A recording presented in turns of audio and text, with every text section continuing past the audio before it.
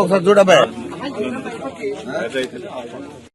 గట్టిగా మూతులోకే అలా మూతులోకే నోకే పర్లేదు ఓస కూర్చుపోతే కంటికి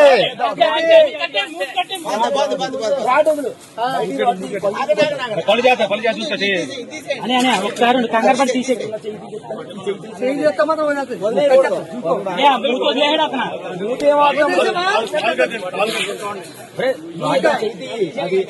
వచ్చా తల పట్టి అక్కడ పట్టుకోవాలి ముందు అలా ఉన్నాయి రాడ్ గట్టిగా నొక్కనే నేను కొద్దిగా కొన్నాను మంచిది వేరే బేరం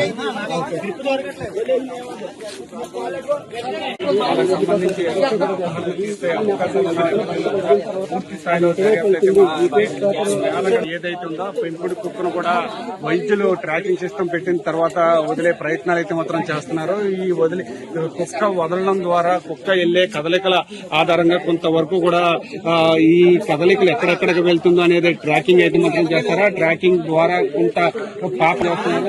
ఎప్పుడైతే బాలిక ఎక్కడైతే ఉందో బాలిక పెంపుడు కుక్క ద్వారా కొన్ని ఆధారాలు అయితే మాత్రం ఉండే అవకాశం అయితే మాత్రం ఉందని కూడా మనం చెప్పుకోవచ్చు. కుక్కను కూడా మనం చూసుకుంటే కనుక వదులుతున్న పరిస్థితి అయితే మాత్రం లేకుండా ప్రస్తుతానికైతే మాత్రం కుక్క తన కాలర్ మన జీపీఎస్ దానికి మనకి ఇచ్చింది వీక్ గా ఉంది. అది ఇది పెట్టేద్దాం. కొత్త కూర్చొని 10 రోజులైనా ఎట్ అవుద్ది. ఏదో ఇనిషియేషన్ తీసుకోవాలి మనం. పట్టించుకోవచ్చు సార్, తీసుకొని చేసేస్తాం.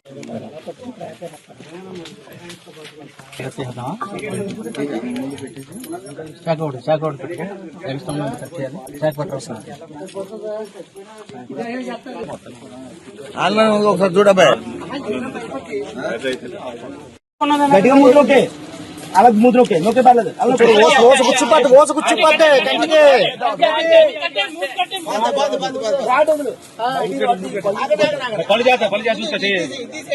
ఒకసారి కంగారు పడి తీసే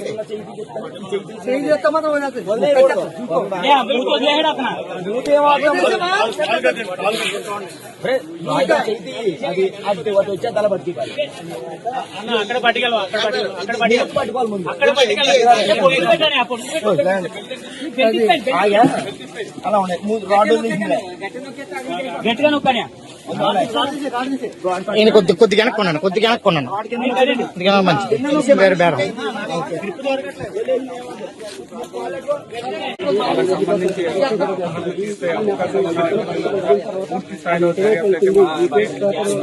ఏదైతే ఉందో పెంపుడు కుక్కను కూడా వైద్యులు ట్రాకింగ్ సిస్టమ్ పెట్టిన తర్వాత వదిలే ప్రయత్నాలు అయితే మాత్రం చేస్తున్నారు. ఈ కుక్క వదలడం ద్వారా కుక్క వెళ్లే కదలికల ఆధారంగా కొంతవరకు కూడా ఈ కదలికలు ఎక్కడెక్కడికి వెళ్తుందో అనేది ట్రాకింగ్ అయితే మాత్రం చేస్తారా. ట్రాకింగ్ ద్వారా కొంత పాప చేస్తున్నారు.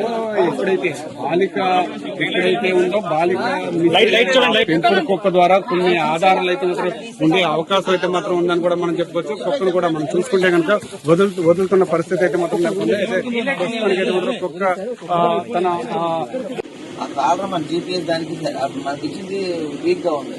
అది ఇది పెట్టేద్దాం. కొత్త కూర్చొని 10 రోజులైనా ఎట్ అవుద్ది. ఏదో ఇనిషియేషన్ తీసుకోవాలి మనం. పట్టించుకోవచ్చు సార్, తీసుకొని చేసేస్తాం.